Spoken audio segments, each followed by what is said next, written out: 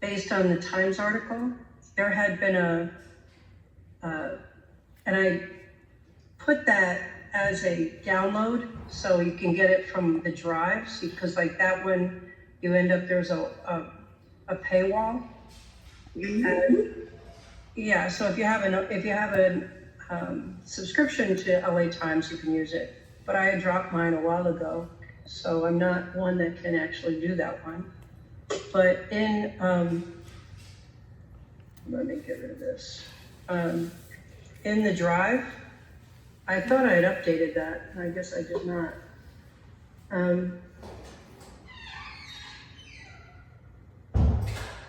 Let me get that share link.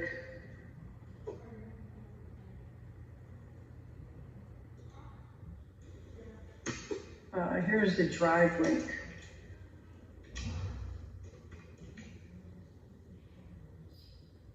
They've passed legislation or whatever, or made it possible for a company to sell pretty much as they want out of that aquifer. And I'm sharing it as a sense of, well, what would we do if something like that happened here, and would we really know about it? So this is the article, and the company's called Cadiz Incorporated, and it's the Mojave River aquifer that they have rights to sell. And it had been confusing to me when I first started reading it, because it becomes difficult to understand when you just go to the link for Mojave River Pipeline. And it becomes confusing because this is different than the Cadiz. And so it came out like I was confusing apples and oranges. But once I followed the links around, I wasn't confusing apples and oranges. This is a company that's put in a bunch of wells with the intent to sell the water. And this is getting water from the aqueduct to recharge the Mojave River aquifer. So it's, what are they doing? And how confusing is this? And this is a similar thing. So part of it is to make up for the fact that less water is coming from the Colorado River.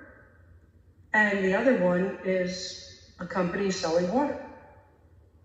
And the part that I'm curious about is the Mojave River aquifer, like the Antelope Valley aquifer, has been adjudicated. So what happens to adjudicated water rights when a company comes in with, I don't know what kind of restrictions are put on their selling? It seems, according to this small report, none. And so the links are in the agenda, and to me it's about a cautionary tale of what can we do with the Antelope Valley. As you rightly brought up the sanctuaries, you go out across Alpine Butte and you look down at the sanctuary there, and there are more roads for quads to chase down the hill and get to the wash than there had been 2 years ago. And these roads look like they're very well used. And I don't see anything happening on it, but when you consider the staffing for sanctuaries, it cannot be a high priority. They've got what, 2 people on their staff? Well, they're doing the same thing to it that they did to the, and I can't remember the name of it. Shoot. We all know what happened to it up in the desert where they just completely drained the lake, and now it's nothing but a dust bowl. Owens. There we go. The Owens Basin.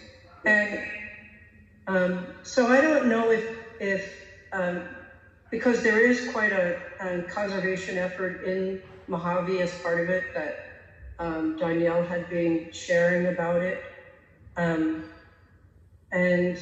I don't know that there is a conservation element of the Antelope Valley. So, you know, whenever you see a lack, you wonder what you can do about it. Can changes happen? There's piecemeal efforts.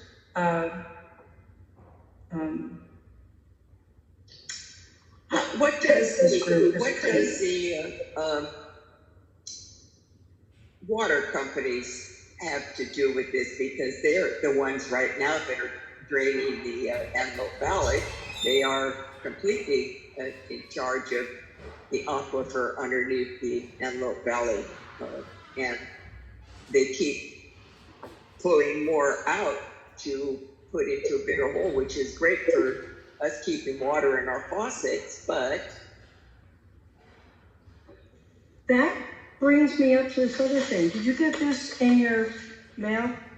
yeah, that's probably what made me think about it. Yes. They came in an envelope that did not identify it as coming from LA County Water Department. It just had an address of the water department. It did not have a statement saying LA County Water. And That was the second letter we received. This said the same thing. yeah, and on the back it says, if you are one of these people, a landlord, school, or there was someone else, schools, rental, or business, that you have to share the information of the county of that I'm not going to say it right unless I'm looking at it. Chromium level, hexavalent chromium level. If you don't share that that level is high with your renters, the people going to the school, or people coming to your business and they're using the water, you can be fined $1,000 a day. And yet that's on the back of the paper on an envelope that didn't say, this is important, you could be fined if you don't follow the information in this letter. So these two things, it made such a disconnect in my mind of what's happening around here.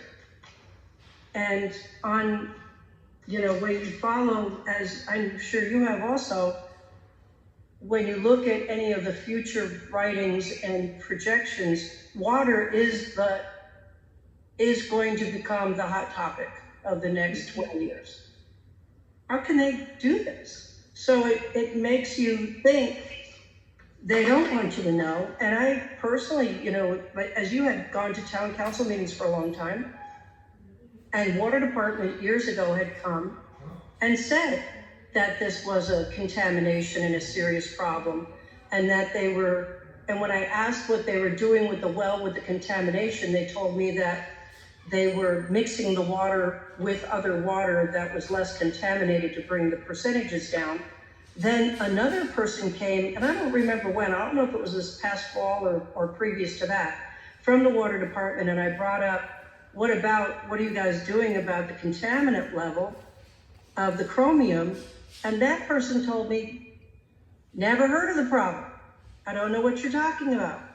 And it changed what the level was to get an information out.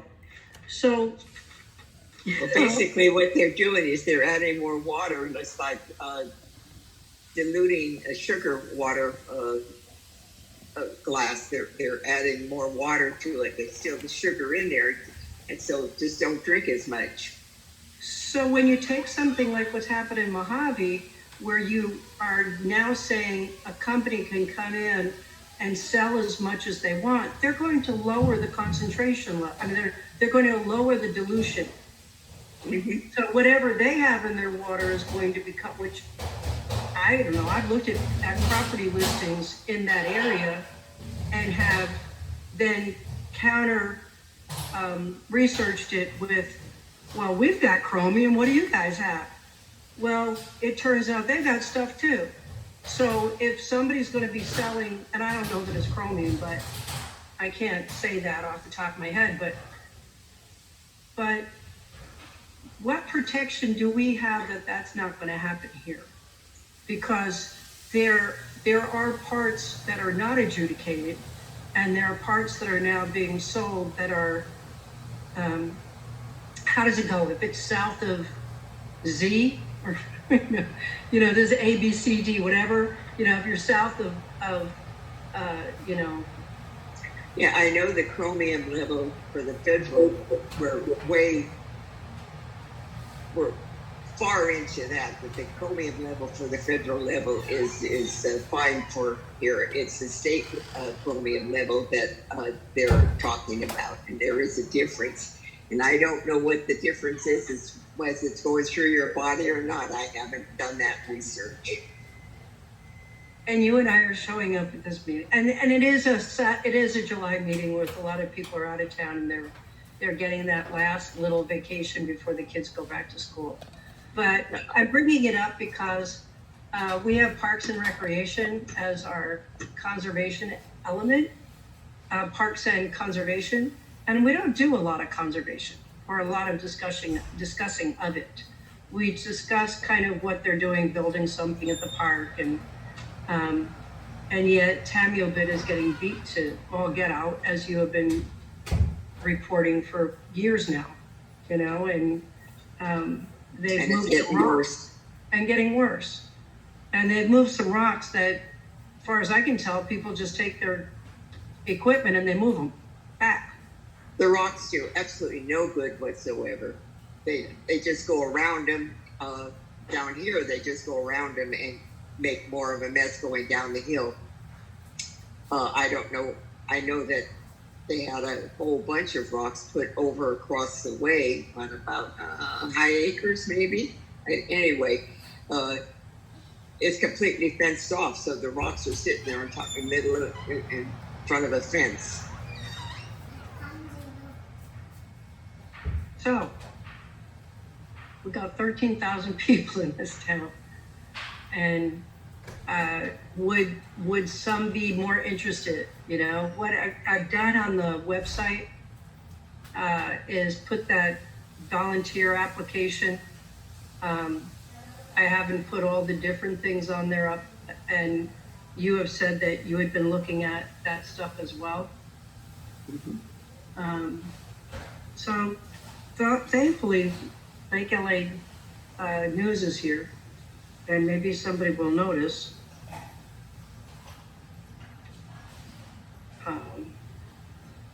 That we would join people who wanted to do stuff with this. I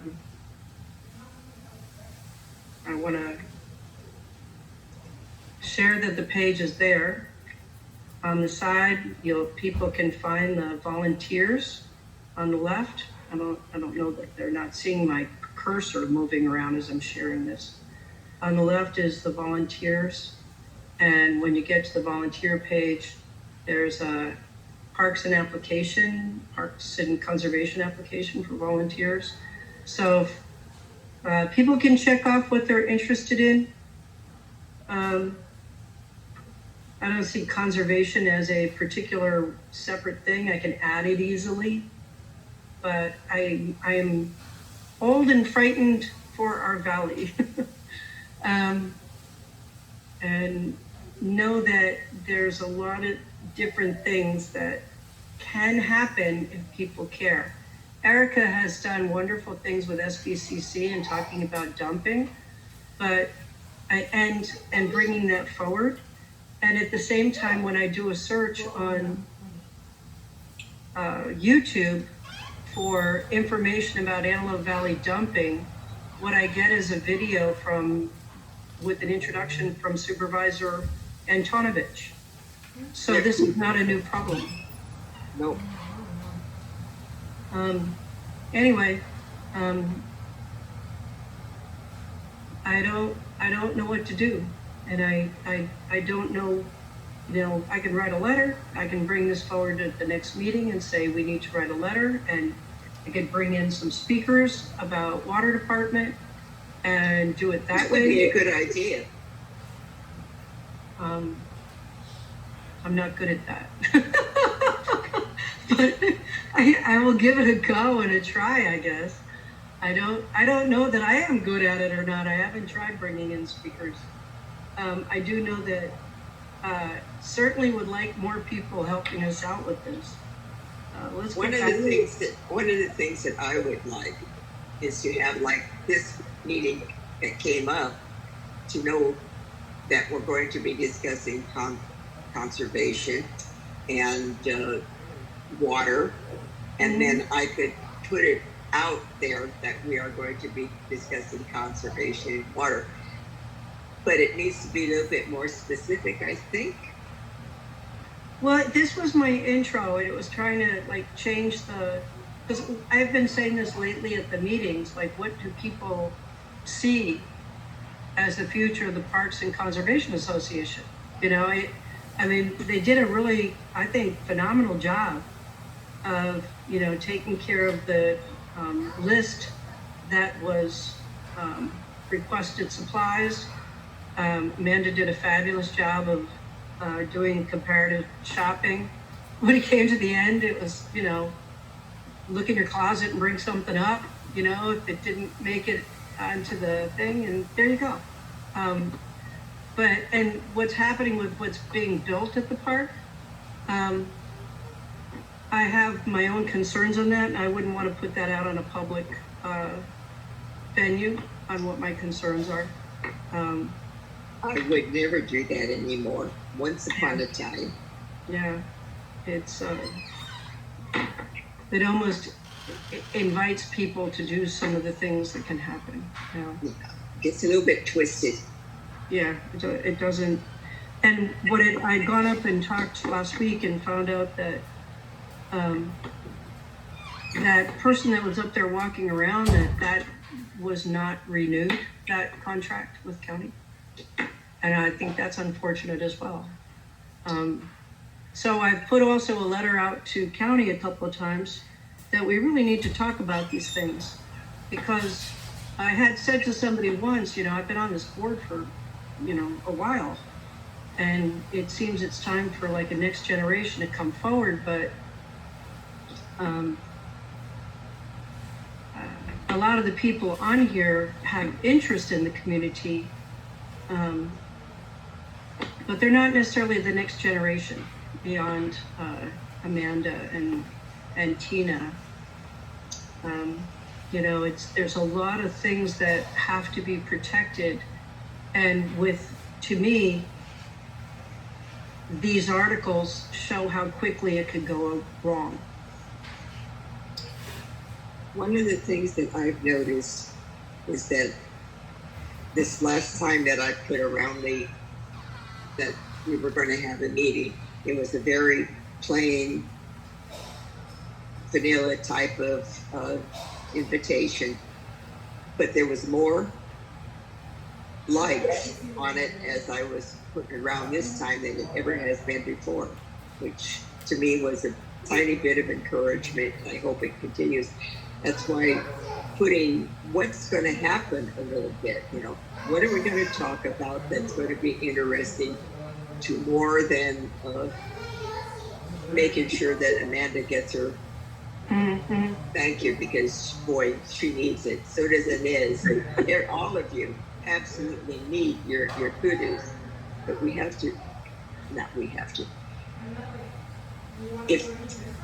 if more people are interested, it will have to be because there's something of interest to them, not to us. You are all of interest to me.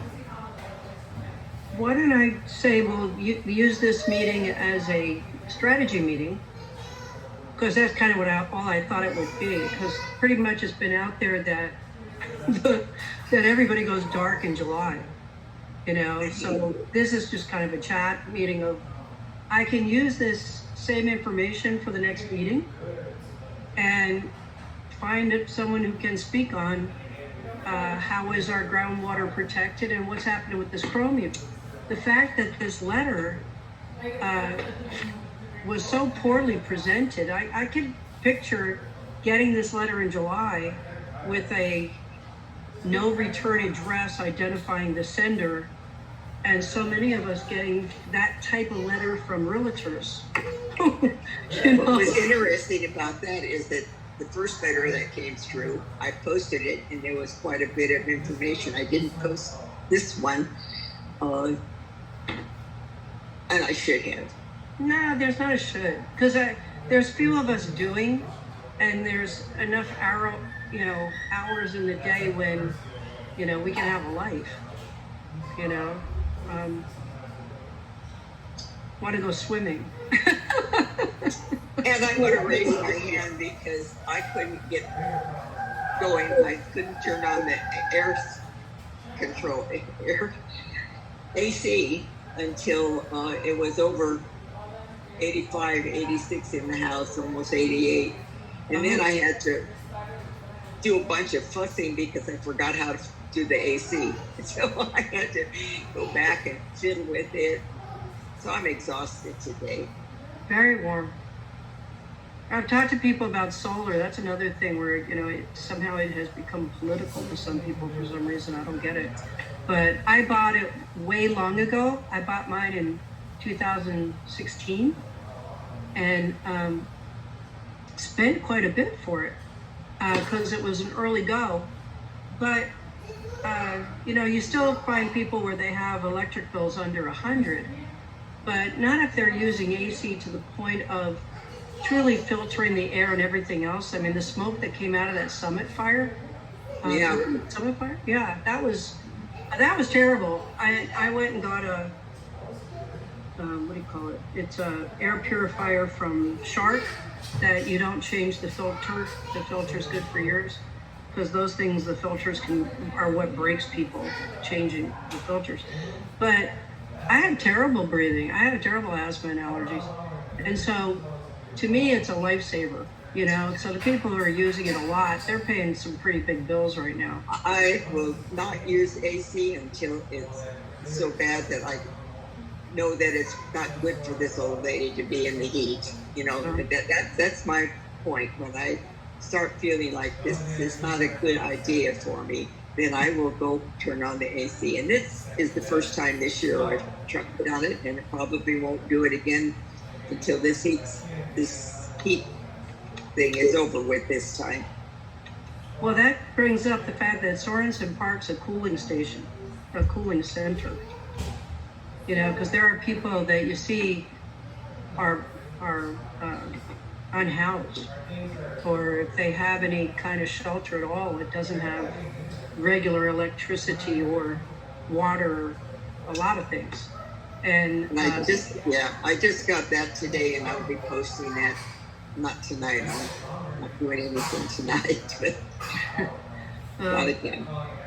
Thank you for coming, because it would have been me and Amanda talking about Well, I totally understand. This is time for them to take a break, to go dark too. No, that's Amanda from Joyce Media, is Javier Ortiz. And so the word will get out because they put it on their site as a video archive that people can end up accessing. Okay. And I appreciate that, because then we don't have to pay for video archiving it. That's an access to the community.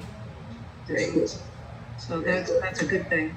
And the other good thing is that Sorensen Gymnasium. So it shouldn't say Sorensen Park. It should say Lake Los Angeles Community Gymnasium. Yes.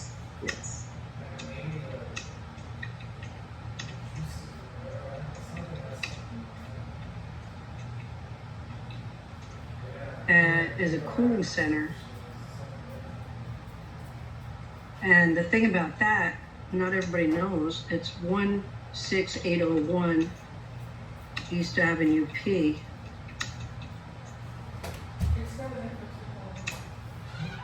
And that's a Palmdale mailing address if you put it in there, but you can put it into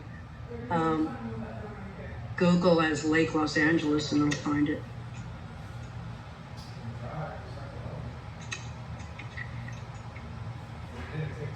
And it's open on Sundays. Good to know.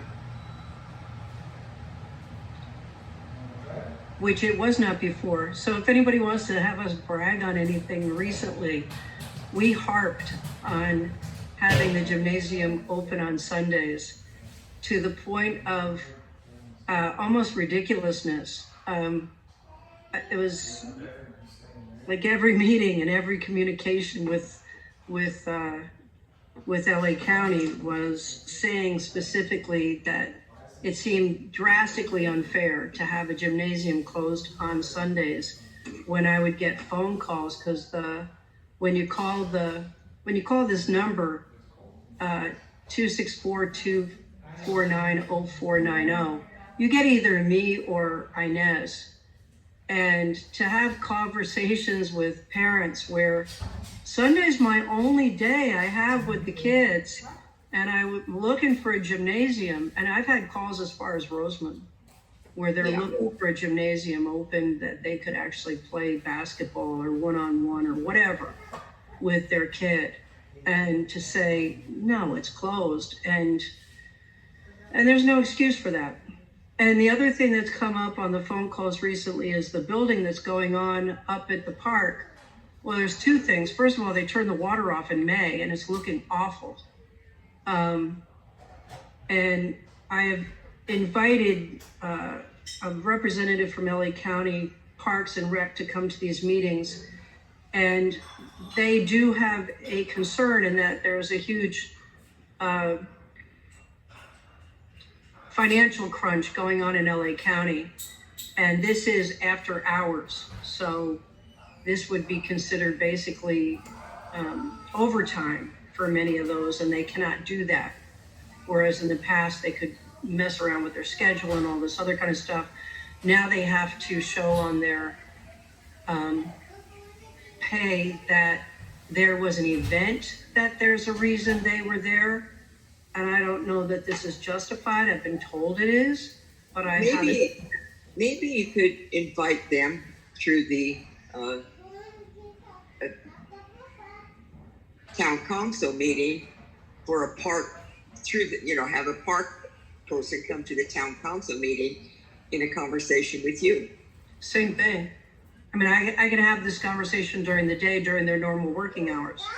And they will say, yes, they put it down that they would want to come. And I've even had a higher administrator say, yes, somebody will be at your meetings. And told them the schedule. Now they're more likely to show up at the second Thursday than the fourth Thursday. I've put it out that the fourth Thursday is more of a business type meeting than the, as it's been in the bylaws for a park association meeting type thing. And the park association meetings, as per the bylaws, they really only have to have 3 meetings a year for the association. And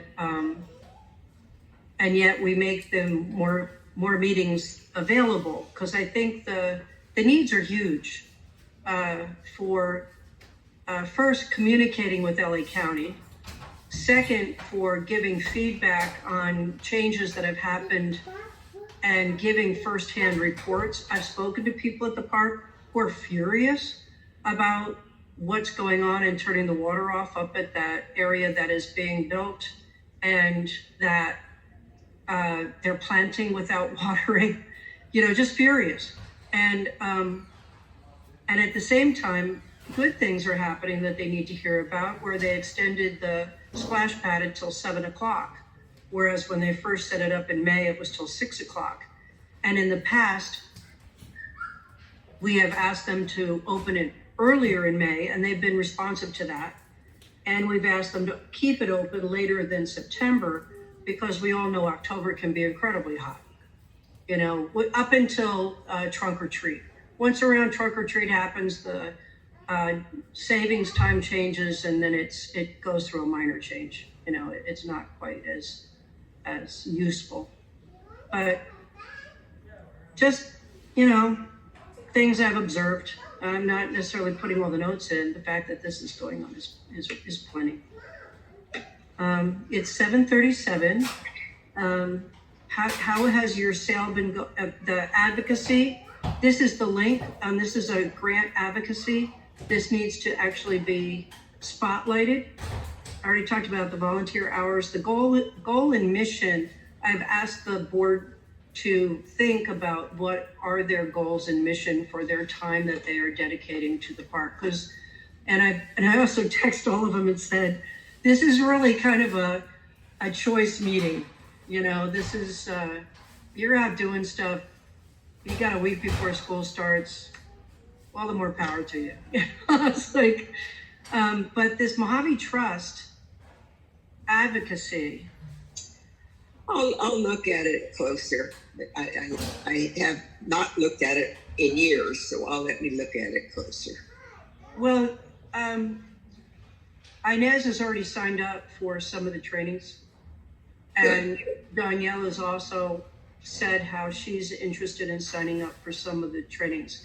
And it's like giving skills for advocacy. Those are important.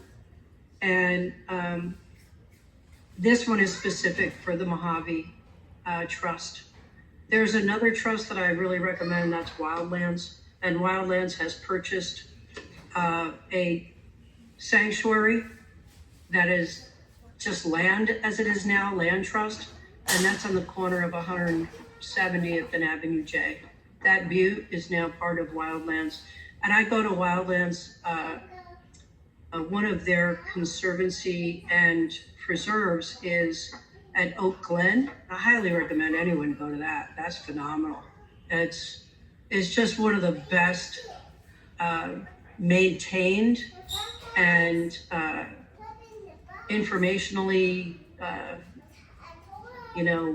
easy to handle the information they give you. They've got posters up that show you like near one of the ponds. It shows you what kind of ducks are you going to be seeing right now, and the floating dock. Here's what's good about it. Here, what you want to be careful about it. Thank you very much. And just a beautiful place. The restrooms are clean. The water is local. It's phenomenal. And they also have food that's inexpensive, and a shop that's inexpensive, and it's free. It has a little pot for you to put in donation money as you would. It's just beautifully maintained. And their children's butterfly garden, they used to have it where there was a watering pot up there where kids could water the butterfly garden. And they said to me recently that it was not well cared for. So they had discontinued that for now. But they have another area once you go down this one path where it's a spot with a little trench dug where kids can go and get water from the actual stream and water. Which county is that? Pardon? Which county? San Bernardino. Yeah. It's beautiful. In fact, I'll put in. I need to go, Mary, so I will hug you and thank you for telling me about it, because I'll look into it, but I need to go now because I've had it. Thank you. You have a great night, and thank you. You have a great night. Thank you, Javier. So I'm going to sign off.